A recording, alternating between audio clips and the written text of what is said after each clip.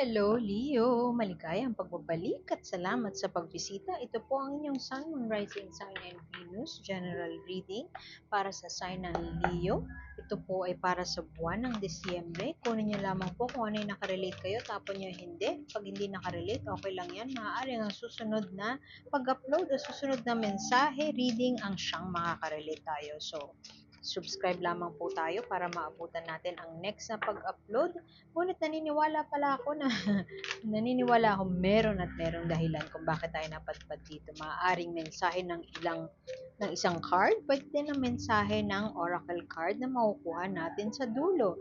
Okay, Four of Cups, maaaring ito ay tungkol sa iyong buhay pag-ibig, parang nagkakasawaan na ba? Merong mga tampuhan. Parang nandun ka sa point na parang rindi ka na, o nandun ka sa point na parang hanggang dito na lang ba tayo. Maaaring ganun. Four of Cups kasi stability yan, maganda yan pag upright, o yung overall message ng Four of Cups maganda kasi stability. Ngunit lahat naman ng bagay na halimbawa ang tubig, 'di ba?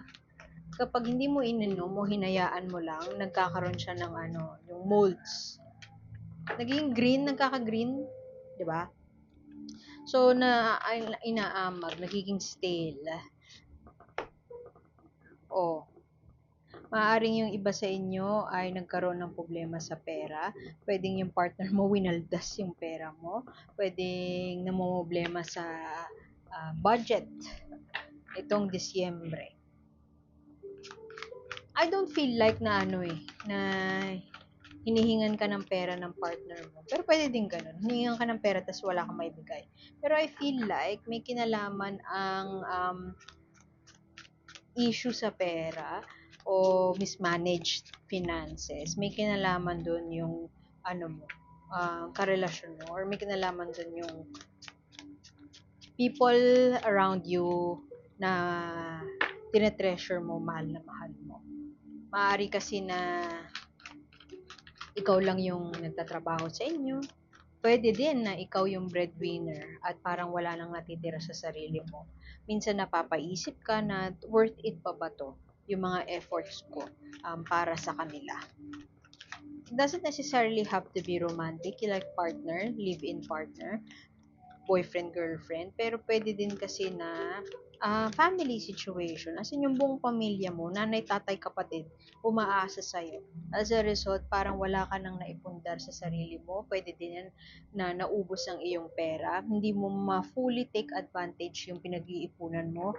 Hindi mo fully ma-take advantage yung sweldo mo kasi napupunta siya sa mga taong mahal mo.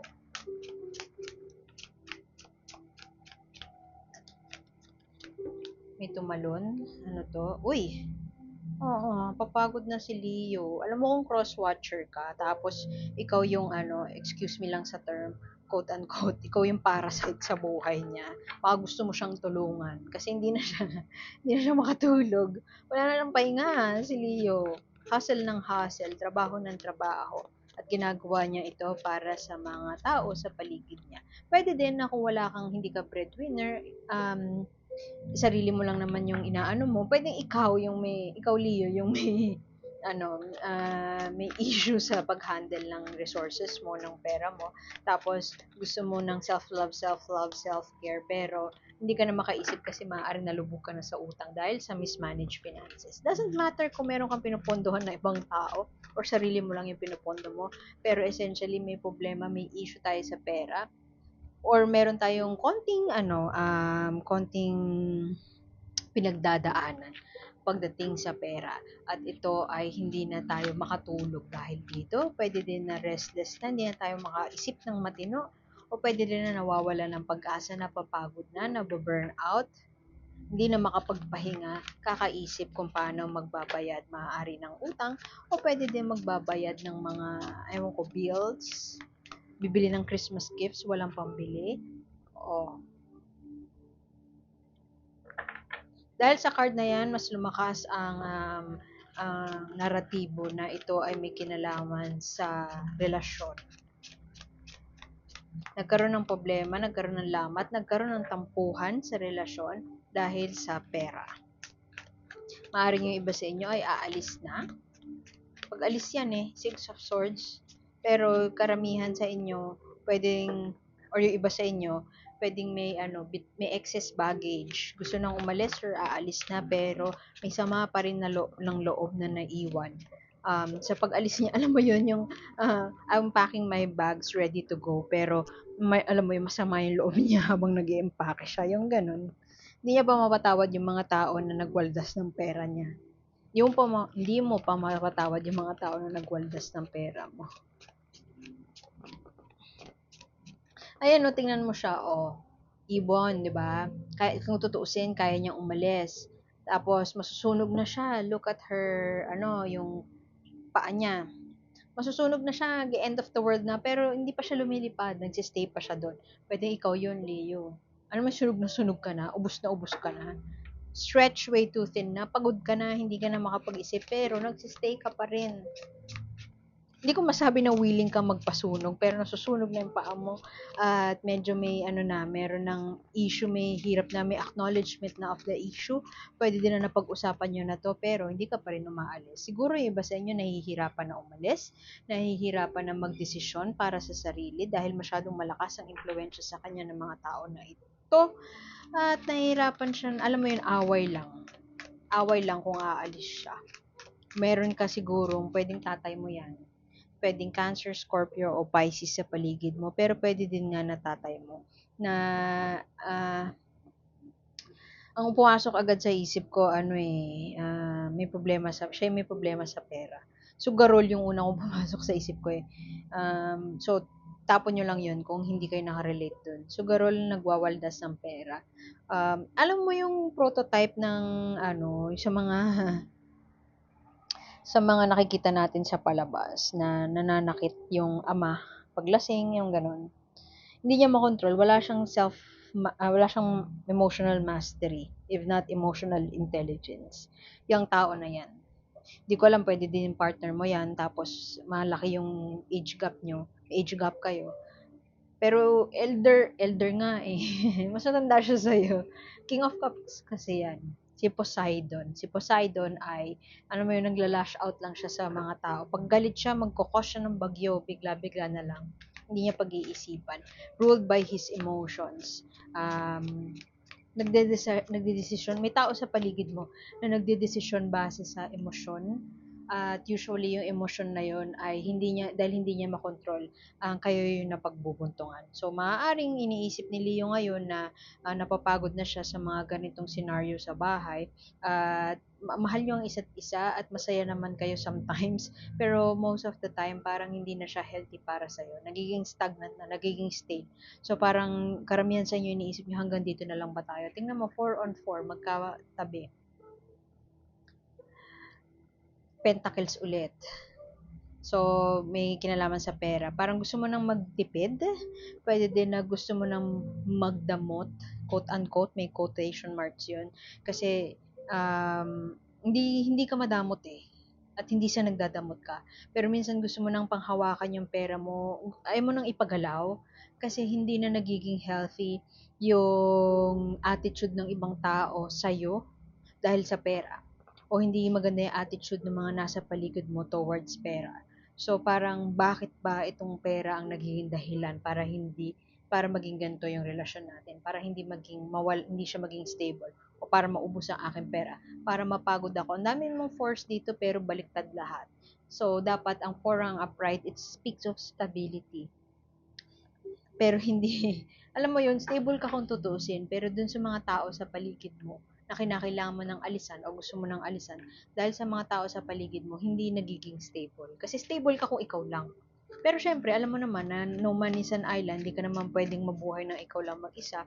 Hindi ka masyadong umaalis, i-endure mo yung pain na yun, ang sakit niya, no? Endure mo yung pain na yun. Sakripisyo lang, put your head low. Kasi nga, pamilya mo pa rin sila. Bahala ka dyan. Charot. Kailangan mo magbawas. Bawas.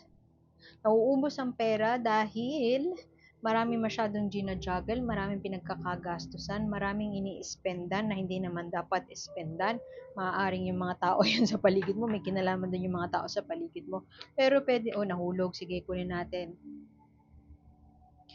Ay, ang cute niya, tingnan mo. Yung raccoon, nagma-magic siya. Di ba ang raccoon, very adventurous siya.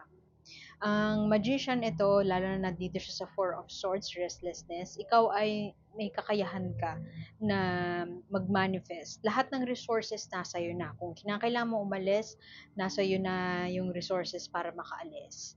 Nasa iyo na yung skills para makahanap ng ibang trabaho. Kung sobrang dami mong trabaho, marami kang gina-juggle. Nasa iyo ang lahat. Wow. Pwede ding adventure nga siya, pwede din mag-take ng risk, gumawa ng ibang bagay na makatutulong sa'yo para makaalis agad kasi um,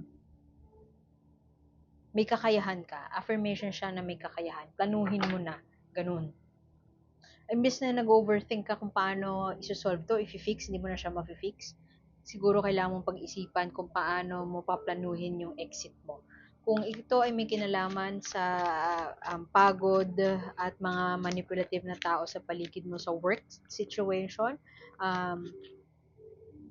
ito ay sign na umalis ka na at ito ay sign na planuhin mo na ang iyong graceful exit. Kailangan mo nang magbawas dahil ikaw ay napapagod na o kailangan mo nang magbawas kasi hindi na healthy yung mga pinagdidesisyonan o ginagawa natin na may kinalaman sa pera. Meron tayong pinagkakagastusan na hindi dapat paggastusan as a result na hindi natin na pagtutuunan ng pansin, hindi tayo nakapag-invest ng time, money, and energy sa mga bagay that truly matters. Yung iba sa inyo, maaaring hindi ka pa talaga alis yung iba sa inyo maaaring single mom, single parent at marami kang tinatanggap na trabaho kasi para maitaguyod mo yung anak mo. Na hindi ka naglalabas ng pera sa mga bagay na tingin mong hindi mo paglalagyan ng pera, pero nag-overspend ka naman sa mga bagay na tingin mong kailangan mo paglagyan ng pera. So, maaaring nag-overspend ka sa mga bagay na hindi mo. Halimbawa, para klaro. Example lang to hindi ko sasabihin na ganito kayo. Halimbawa, single parent ka, no? Tapos sobrang dami mong trabaho para maitaguyod yung anak mo.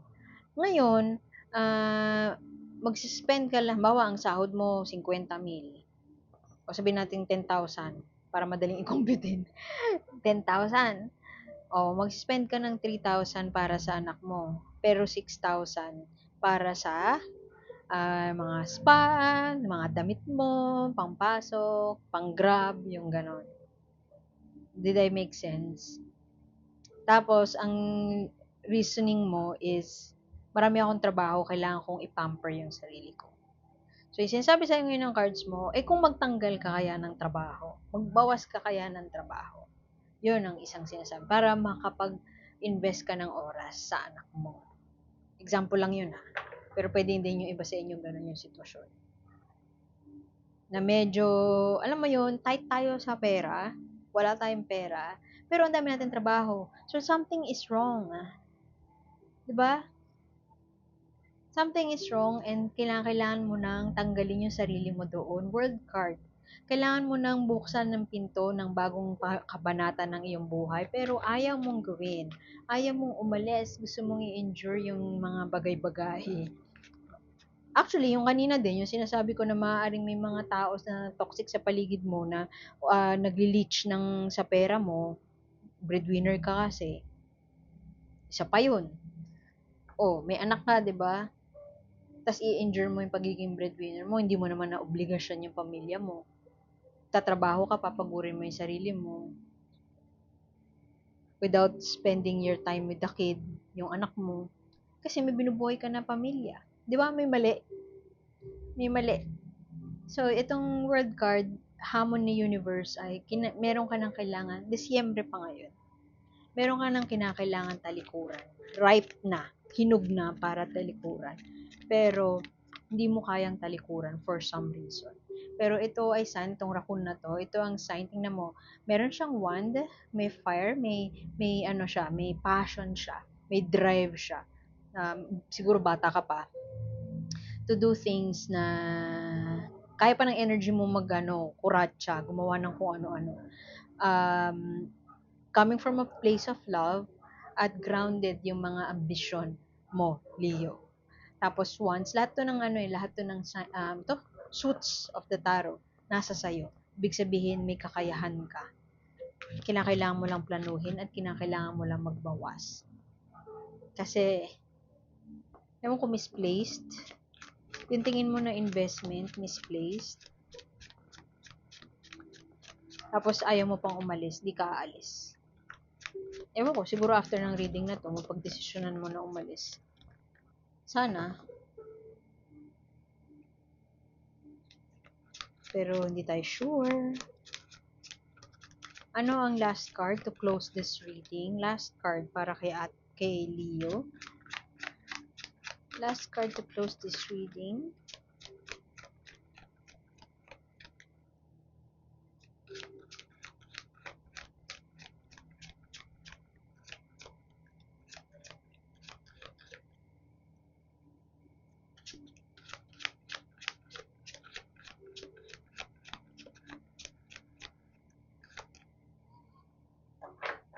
May merong hindi balanse sa buhay mo. Alam mo yung mapagbigay ka, kung tutuusin, well off ka, may kaya ka, marami kang ipon, or marami kang pera, sabihin natin marami kang pera. Sapat yung pera mo, pero wala kang ipon. Yung ganun. So, saan tayo kailangan magbawas? Ano yung, may mali, di ba? Hindi ako para sabihin sa'yo kung ano yung mali, pero with the examples, yung mga examples ko kanina, baka may parang epiphany moment ka na makuha dun. Okay, ayaw pang mag-take ng risk. Hindi naman sama-sama ang hindi mag-take ng risks. Siguro hindi ka pa talaga handa. Siguro ayaw mo din mag-take ng risk na maglakas ng loob para i-confront tong taong to, or maglakas ng loob para iwan siya dahil kahit hindi na siya healthy para sa'yo. Risk averse. Pwede din na merong offer sa'yo na gawin tong, ayun ko, job offer sa'yo na mag-invest sa insurance, pero ayaw mo talaga. Siguro, medyo ano pa si anong tawag dyan? Ano pa si Leo? Ano ka pa, kailangan mo muna ng more info bago ka magdesisyon. Hindi ka magpapadalos-dalos, which is a good thing. Although, may risk na involved para umalis ka sa isang bagay na hindi na healthy para sa'yo. Yung hamon sa'yo ni universe ay hanapin mo yung sweet spot between taking that risk and leaving a situation na hindi na nakabubuti para sa'yo. Iwan ko na yun doon. Hanap tayo ng kuha tayo ng mensahe message mo kay Leo.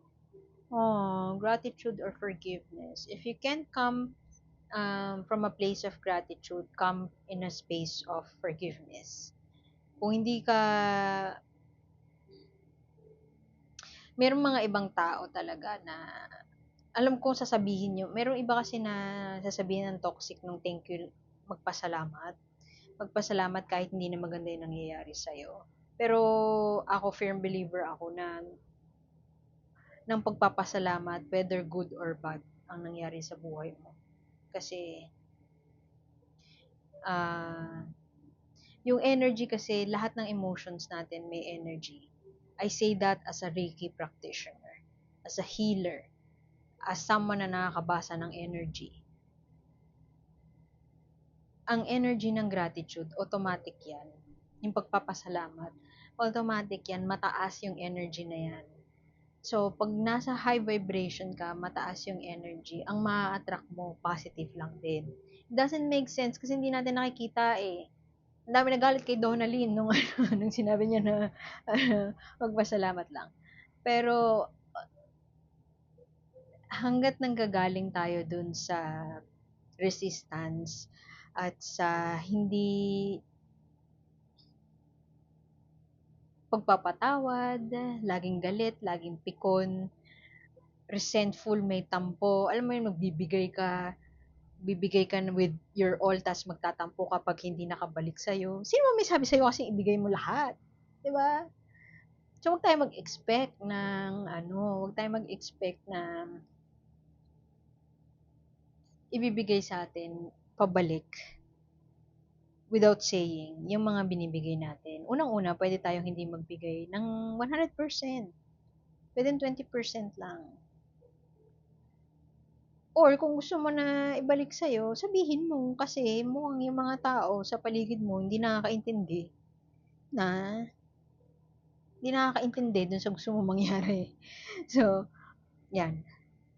Kung hindi mo kaya magpasalamat, whether good or bad yung itatapon sa'yo ng universe, magpunta ka dun sa enerhiya ng pagpapatawad. Merong mga tao talaga na hindi nakakaintindi sa pinanggagalingan mo, hindi nakikita yung efforts mo, or nagpipikit mata, they turn a blind eye on your efforts. Forgive them. Always be the higher person. Laging yung sinasabi ng mga kaibigan mo, mahirap intindihin yun, I know. Pero, yun. Being the higher person, magpasalamat ka na binigay sa iyo ang isang sitwasyon, positive or negative, kasi palagi yon na oportunidad para makilala mo yung sarili mo, lumakas ka than yesterday, at lalo na ang enerhiya ng pagpapatawad kasi it free ups. Hindi siya, pag may nire-reiki ako, ang nakikita ko dun sa tao, it's either kulay black, mabigat yung niya, energy niya. May black na parang dumi, ganun ko nakikita. Sa akin lang. Pero iba naman ang experience yung mga Reiki practitioner. Pag tinapat ko yung kamay ko, let's say sa heart niya, minsan black yung nakikita ko. Hindi ko sinasabi na maitim ang budhi niya. Pero ibig sabihin, maraming naipon doon na negative na energy. Pag nagpatawad ka, pinapalaya mo yung sarili mo dun sa block na yun. Tatanggalin mo yun, ikaw mismo. Hindi mo na kailangan magpa-reiki. Matatanggal yun sa sistema mo. Mabubura sa sistema mo. Pag nanggaling ka sa enerhiya ng pasasalamat at pagpapatawad. So, iwan ko na yun dun. Ang dami ko na sinabi. Salamat, Leo, at sana makita ko yun next time. Ako po si A, and like, share, subscribe lang po. See you soon. Bye!